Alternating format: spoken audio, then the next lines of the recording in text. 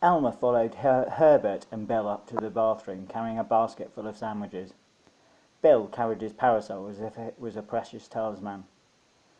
Herbert looked weaker by the second. Elma thought perhaps that was normal. What was the life expectancy of a giant flea from another dimension? Herbert climbed into the shower first and shuffled as close to the tiled wall as he could. Bill was next. Elma hesitated. What would her mother have said about this carry-on, she thought. A woman with a reputation to uphold, getting into a shower with a man and a giant flea. Elma thought, knowing her mother, she would have approved. Nancy was a bit of a girl, and as mad as a loon. When she was 85, she won a motorbike from Hell's Angel in a poker game and went travelling around the world. She still sent the occasional postcard, and as far as Elma knew, at the age of 103, Nancy was still fighting fit, travelling the world, having adventures.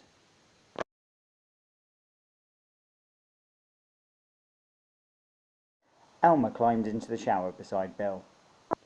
"Right then," Herbert said. "Are we all set?" Elma nodded. "I have my sandwiches, crisps and drinks. I could only find one banana, I'm afraid, so I'll have to share." Bill looked embarrassed.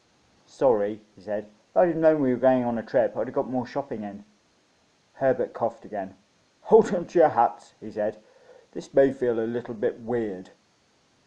Elma wasn't wearing a hat, and was about to say so when the shower lurched and everything indeed feel a little bit weird. Colours started bleeding from the air around them. It looked like they were in a shower of many rainbows.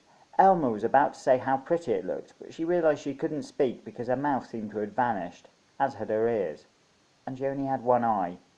And then she fell down and must have lost consciousness for a moment.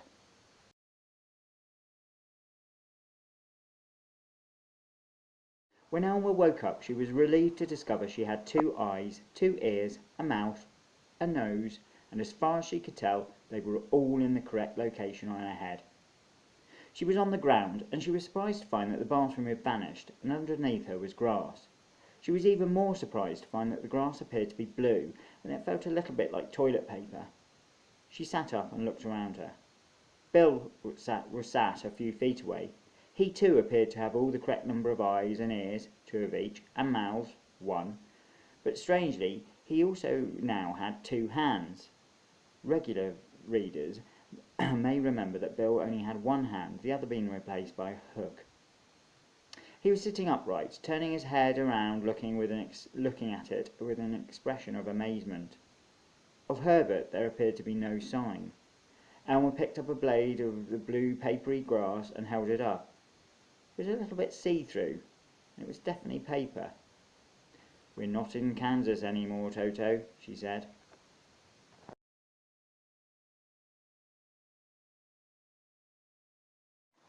"What's that?" Bill said, staring at his hand, opening the fingers and turning it around. "Nothing," Elma said. "See, you've got your hand back. That's something, I suppose." Bill nodded. "Where's Herbert?" he asked, taking his eyes off his hand for a moment to look around. "I'm not sure," Elma said. "Perhaps he's gone off to book us a table at that restaurant he promised us. Talking of which, I'm hungry. Interdimensional travel certainly does take it out of you." She lifted the basket. "What do you say to having a bit of a picnic?" Bill nodded and pointed to a lake not far away. "Looks like a perfect spot just over there," he said. They trudged over to the blue papery grass to the water's edge. Except it wasn't water, Elma realised. Or if it was a very strange colour, white and opaque. Bill got down on his hands and knees and sniffed it. He carefully put 1 finger from his regenerated hand into the liquid and brought it to his nose and sniffed it again. Then he put it into his mouth. "Thought so," he said. "Not water, it's milk."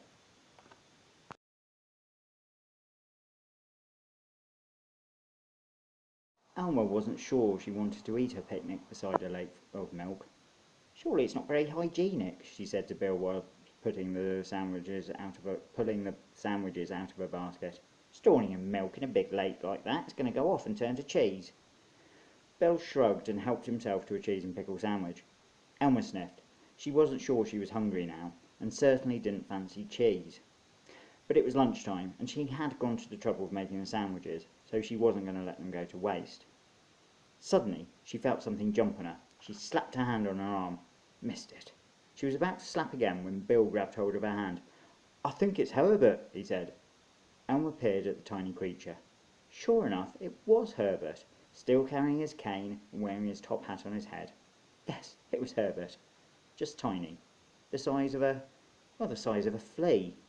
He hopped down onto the lake and began skating on its milky surface. "He's writing something," Bill said. "So he is," Elma said. Words were forming on the white skin of the lake. "Go to the giant tree," it said, and an arrow pointed off to the other side.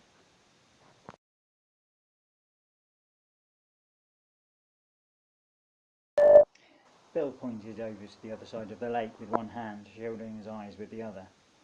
"Look," he said, I think I can see a tree over there." "On the lake," Herbert spelled out. "Yes, I told you it's over there." Elma shrugged. "I'm not hungry now anyway," she said, putting the sandwiches back in the basket. "We might as well head over there now." Bill looked disappointed and reluctantly handed over his sandwich. "Come on," Elma said. "Don't forget to bring your parasol." Bill nodded and picked up his parasol. Using it as a walking stick, he started to walk around the lake's edge, with Elma following behind. Herbert wrote, "See you over there," on the surface of the lake, and skated right across. Elma harumphed.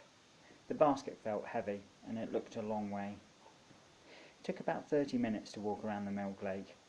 As they got nearer to the tree, it became apparent how big it was, and hanging from the tree was a swing. And as they got nearer, Elma could see there was someone on the swing.